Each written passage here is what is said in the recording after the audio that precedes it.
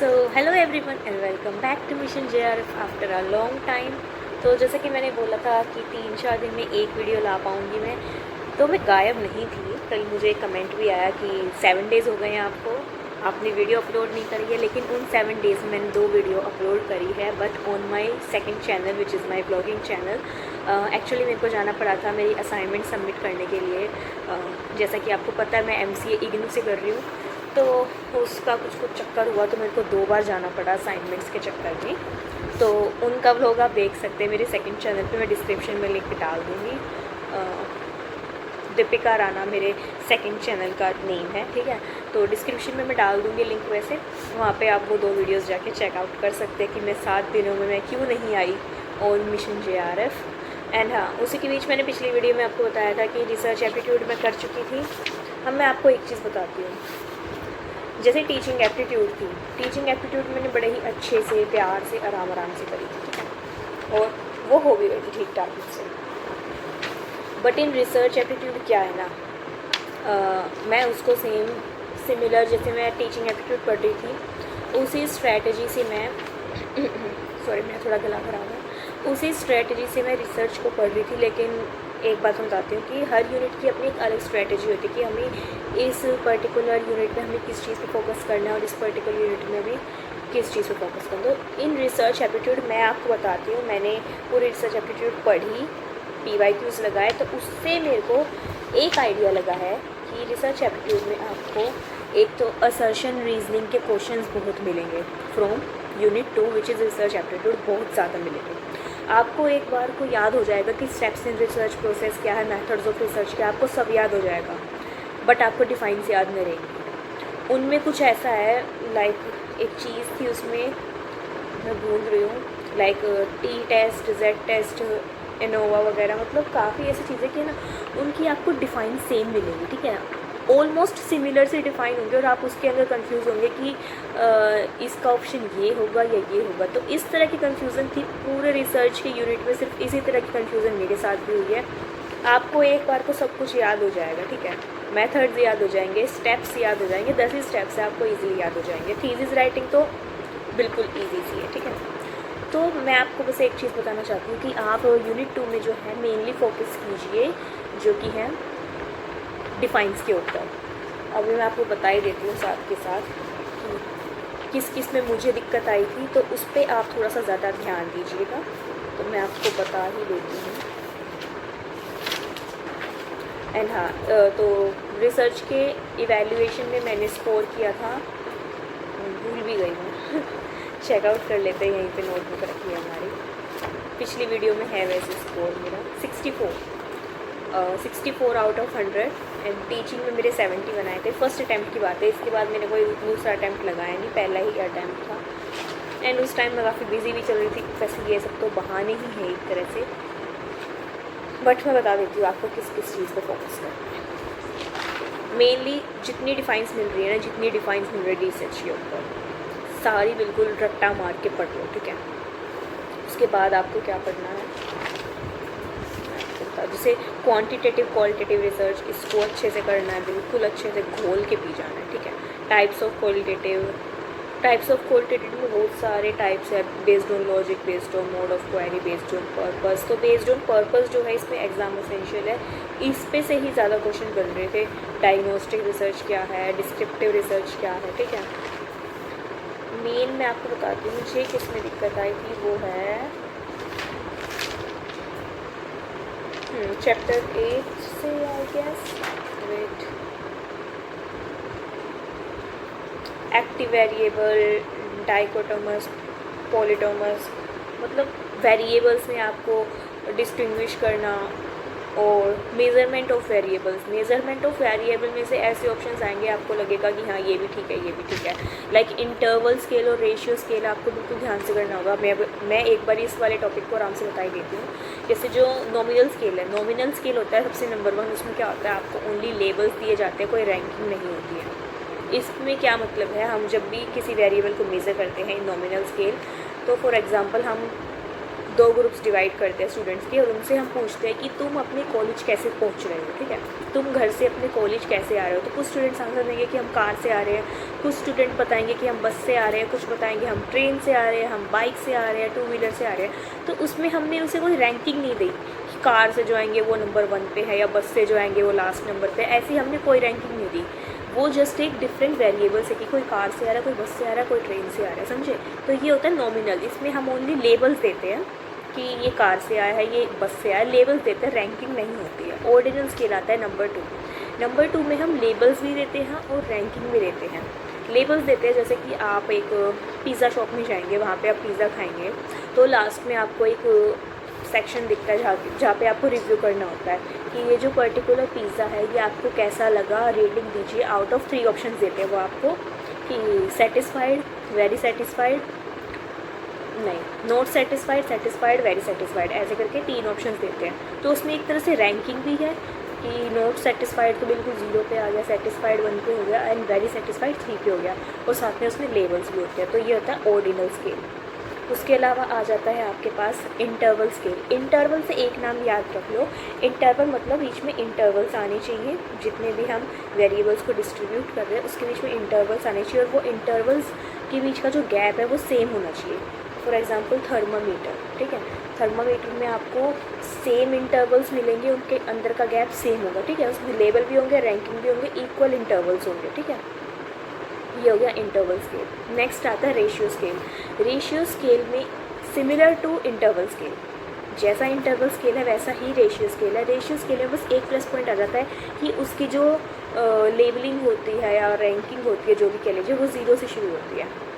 जैसे कि for example your weighing machine, weighing scale, वो 0 से काउंट करना स्टार्ट करता है आपका जो वेट है, ठीक है। तो ऐसे करके रेशियो स्केल है। अगला लास्ट आपके पास आ जाता है एटीट्यूडनल स्केल। एटीट्यूडनल स्केल में क्या होता है, एटीट्यूड मीन्स वो आपका चेक करते हैं कि आप उस पर्टिकुलर चीज़ पे आपके थॉट्स क्या हैं, आप एग्री हैं या नहीं हैं।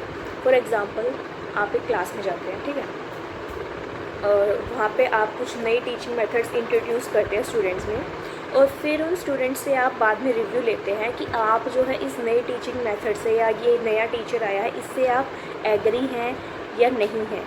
एग्री है तो कितना एग्री है, या फिर डिसएग्री है, एग्री और डिसएग्री, ठीक है, ये आपको बताना होगा एटीट्यूडनल स्केल में। मतलब वो अपना सुझाव भी दे सकते हैं कि नहीं हम तो नहीं है खुशी से, ठीक है। एक तरह से वो आपको क्या बोलते हैं, एटीट्यूड शो करना, अपने इमोशंस शो कर सकते हो आप एटीट्यूडनल स्केल में, हाँ, ऑन 1 सेंटेंस, ठीक है। एटीट्यूडनल में ही आपके पास 3 ऑप्शन आ जाते हैं। First one is Likert scale.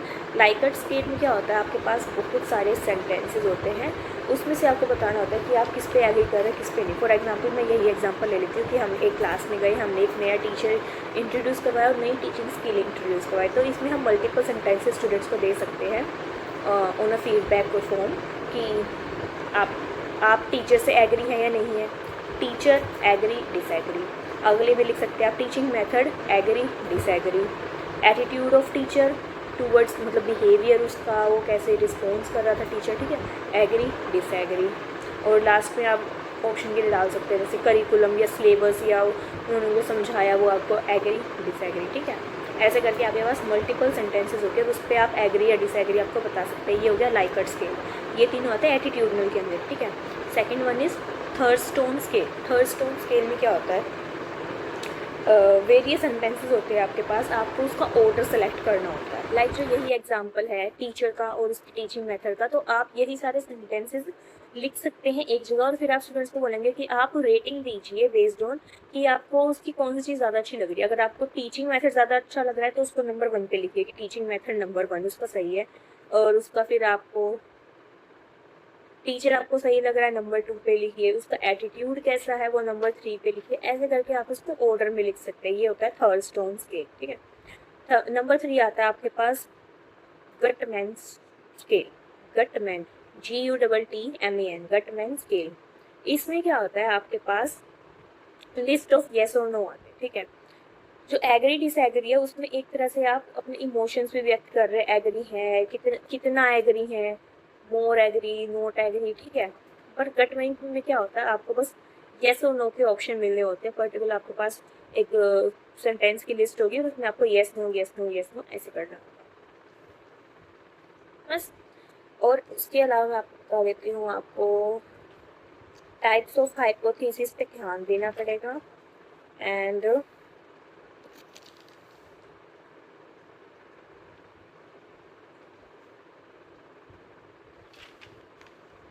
आपको एक चीज़ और थी जो मैं तो बताई थी, वो बस मैं बता देती हूँ जल्दी से।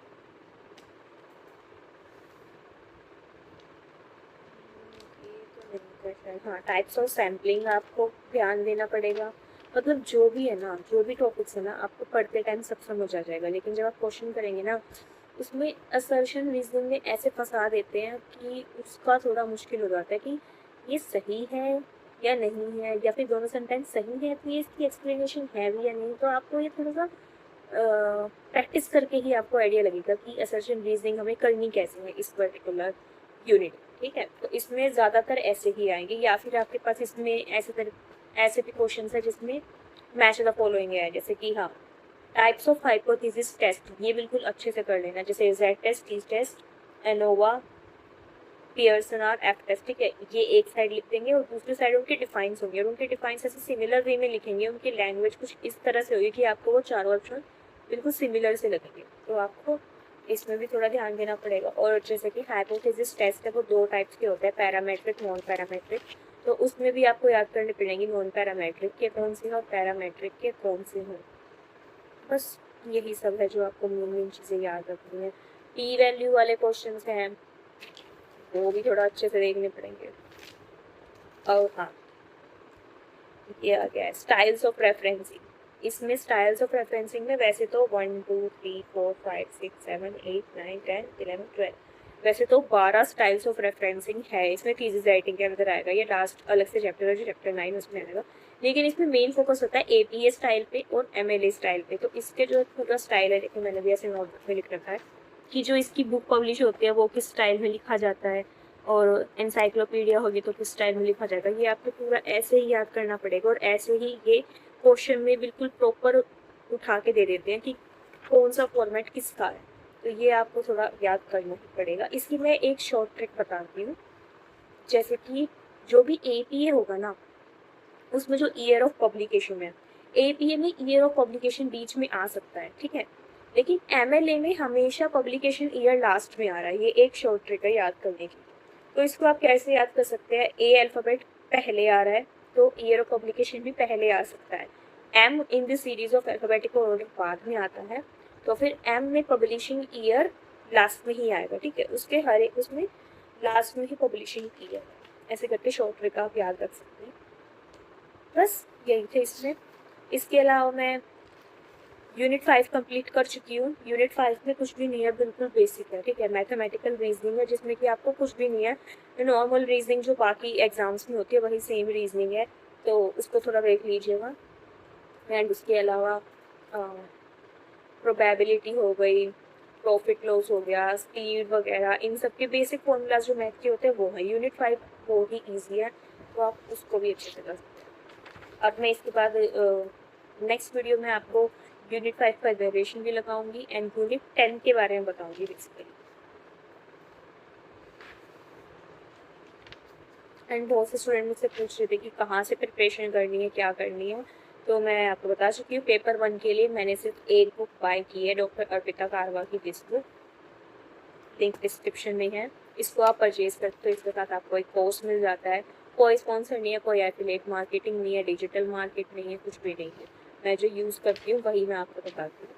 एंड फॉर कंप्यूटर साइंस मैंने गजेंद्र पुरोहित सर से, उसके अलावा मैंने JRF अड्डा एंड गेट्स मेशर्स, इन तीनों से ही ज़्यादातर अपनी प्रिपरेशन करी है। एंड जो थ्योरी सब्जेक्ट्स है वो सारे मैंने, जैसे क्विक सपोर्ट हो गया या क्विक सपोर्ट है, डीप लर्निंग करके था एक, तो इन चैनल से करके मैंने थ्योरी की तैयारी। So that's it. अगली वीडियो से कंप्यूटर साइंस के ऊपर भी हम थोड़ा बहुत बताएंगे कि कंप्यूटर साइंस में आपको कौन सी यूनिट कहाँ से करनी है, वो मैं आपको बताऊंगी। फिलहाल के लिए जिसको शुरू करना है, गजेंद्र पुरोहित सर से डिस्क्रीट मैथ्स और सेट्स कवर कर लो जाकर। ठीक है, ये काम कर लेना इतना। एंड आपकी जो भी क्वेरीज हो आप कमेंट कर सकते हैं। बहुत दिनों बाद वीडियो आई है, तो hope you guys like it. So if you really like this series and really like my videos, तो आप उस चैनल को सब्सक्राइब कर सकते हैं, वीडियो को लाइक कर सकते हैं और अपनी क्वेरीज नीचे कमेंट डाउन कर सकते हैं। और हमारा मिशन JRF का एक इंस्टाग्राम हैंडल भी है which is also mission JRF CS, तो उस पर भी आप मेरे को DM कर सकते हैं जो भी आपकी क्वेरीज होगी। तो बस आज के लिए इतना ही, मिलते हैं अगली अच्छी सी वीडियो में।